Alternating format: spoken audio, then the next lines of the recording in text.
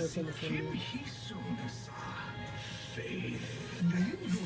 Sabi niya, paano ako nangingi sa kanya, pero wala naman daw akong kailangan sa kanya.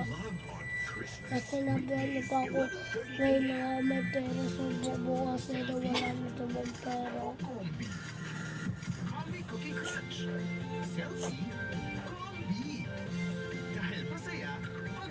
Mayroon.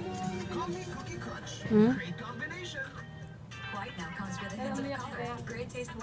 Ano pinagsasabi niya? Ano yung nagsasabi?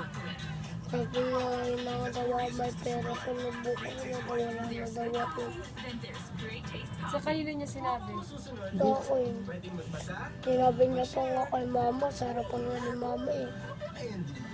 Para pulari si Nanay Elit, tsaka na sinabi. Pinahiyak ka? Ano pa sabi?